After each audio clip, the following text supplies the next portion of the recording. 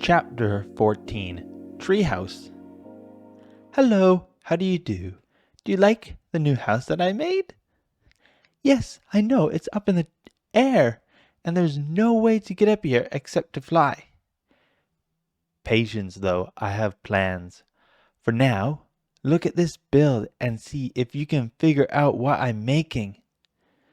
The roof is where I pause for now as I decide what to do with the final configuration of the build. But before we get there, let's look at what I have done since last week. After building the bridge, I took a look around and wanted to do just some mindless building. This led me to the tree farm. I know I was supposed to complete this a few weeks ago and still haven't done a single ounce of work on it. Well, now progress is happening. However, this is time for relaxation, so I only copied the side that was done, nothing else. The next phase for the tree farm is building a new design for the next section up. For that, I will take a bit of time and thinking as I design it. After building, I felt like another adventure. Same as my other adventures, I stopped at everything that seemed interesting. This shipwreck seems interesting. Let's see what I might find. Some moss and iron? I'll take the iron. And the other chest? Ooh, nice. A hidden treasure map. Let's keep going on. One thing that I have noticed in some of these areas have very odd tiny biomes in them, like this weird area. This is also another odd area. Lots of water that surrounds a random witch hut next to a large mountain. There might be some good building potential here. What? I think I spot something. Is that a cherry grove? Yes, it is. Whoa! I can't believe it. Finally a cherry grove biome? I can finally get cherry trees, the dark logs, and also that nice pastel pink color. These logs and wood will increase my color palette for building. I will spend some time here collecting the logs, saplings, and some flowers. It's always nice to get new building blocks, especially renewable ones, but there is one thing that I'm curious about. Time to do some testing. Yup, these trees can be farmed. It works surprisingly well, and I'm pretty sure this is the tree that drops the most saplings. There are only 2 drawbacks from this tree in this farm. Those are minor though. If you're curious, I will tell you. The annoying bits are the extra branches that stick out, and occasionally I need to use my axe to chop down the middle because of the random branches that grow. Those 2 minor inconveniences do not take away from how happy I am with this farm. All is working great. Finally, now is when I jump into gear for this build and start collecting resources. The first thing that I did was chop a ton of trees to figure out where I wanted the house. I first thought in this area. Later I changed my mind and moved it here. This is where I have it now. At first I was convinced that I wanted to make the tree out of oak, so I started to chop a ton of oak. As I was harvesting the oak, I changed my mind and started to get spruce for the trees. Leaving the chopping behind, I started to work on the tree, then figured it is probably easier to focus on the house first and then wrap the tree around the house. That way, the house will fit nice and snug into the tree. So, off I went and built this house that we sit on now. Now what? The tree? Maybe. I think I will start on the staircase. This is just a gentle curve on the staircase, giving an easy look to the path, but a slight bend makes it a little bit more organic, so the slight bend will add to the building and stand out as something that all must walk up to get into the mighty tree. And in a few seconds, the tree will suddenly appear. There it is, in all its might. See how the trunk starts to fight with itself and splits into two parts, and from there it encounters the building and is forced to bend around it? More offshoots of branches take off and slowly encircle the house. The odd branch stretches out for freedom to get the sunlight away from the house. One branch does not like the fact that the house was there, so it grazed the top of the house, pushing on the roof and even pushed through the roof. See, here inside, the branch is running into the house. What? Like magic. Back outside, and the tree suddenly has bushes on it. They sit sporadically around the tree, adding to the branches that were already there. The leaves sit there on the tree, but do not overtake the great grandeur of the tree, and its branches showing equal parts of the tree and equal parts of the growth that is on the tree. Some of the leaves even fall off the tree and sit on the house roof. While it seems like magic, this all took a ton of time. Trees are great fun to make, and this is one of my favorite trees to date. The building, I'm not sure what to do with, but I heard rumor that there are elf-type people in the world. So once done, I will leave it blank, in case that they want it. Maybe they will use it and provide the town with all the naturally found flowers and other such items. Anyways though, let's work on some of the house. I want glass for the windows and some doors.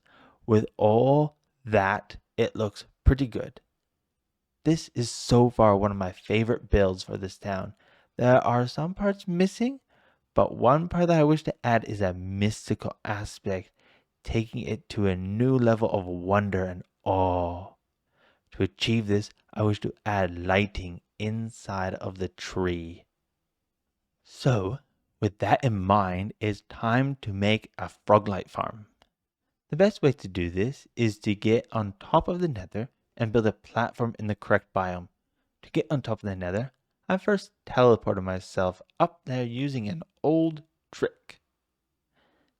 Then I used a new trick and learned to bust the bedrock.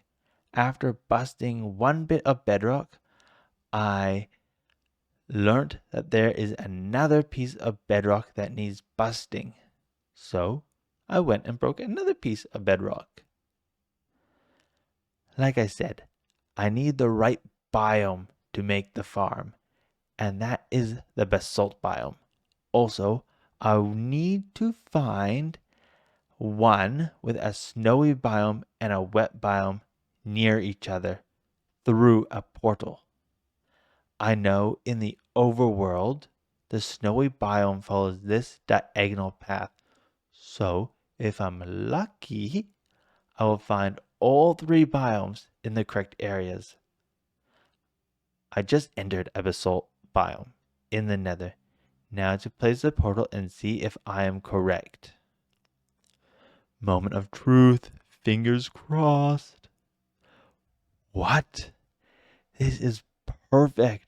Right on the edge of the snowy biome and an oak forest. This is perfect. The reason for this is to get two types of frogs from these biomes and then use the nether to get the third type of frog. Now that I got the correct area, time to make a tower and platform. The platform I'm going with is a 27 by 27 block platform. Once the platform is placed, time to lay rails to pick up the Froglights that drop. Next was another layer, and then the top glass layer, and then finally the edges. Next was to place buckets of powdered snow. I don't have any, so time for another adventure, this time sweeping through the snowy biomes to find a mountain with snow on it. I have flown so much and nothing that can help. But I did find this village that let me rest in this house to take a break. So I'm thankful for that. However, I should be on my way. I'll let you know if anything interesting happens. Look at this! Finally, I found a biome with packed ice. This is a huge find, but it's not the find I was looking for. Regardless, I'm going to pause here for a moment and make a portal, and then once in the nether take note of the coords, then pop back here to continue. Hi, I normally don't stop to show you these bits of my adventure, but this is special. I found my first notch apple, or enchanted golden apple, here in this chest by this ruined portal. This is a good adventure, but not the one that I was hoping for because I still didn't find powdered snow. I think I will need to do the trick of waiting for powdered snow to fall into cauldrons, which is fine, but would take more time. I started the process of getting powdered snow, but it's not snowing anymore. I also really want to finish the build, that is, the tree farm. So what I plan to do is get a frog into the farm and then just manually kill the bigger magma cubes. This process has a few steps, but first find 2 frogs, breed them up. That is done. Now, one will lay the egg. That is done. Now we wait for them to hatch. Nice. Now take a bucket of water and pick up the tadpole. Oh, there are 2 there. Well, let's grab both. I was going to just get 1 frog, but now I can get 2. And I will make 2 areas by the portal for them to hatch in. Now just wait for them to hatch. Finally, they are done. Let's move them into the nether and start killing magma cubes to get these froglights. I'm super happy with the froglights. I have a few ideas what to do with them for the tree. Let's see the interior. I want some in this nook, and let's cover it with leaves and see how we like it. That's not the best look.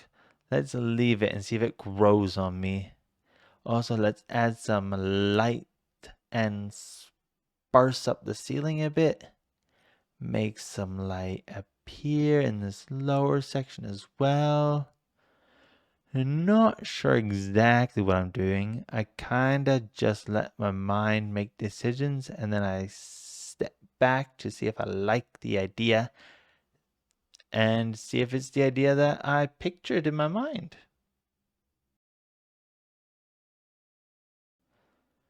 Okay, let's step outside and take a look. Oh, look at what I already did.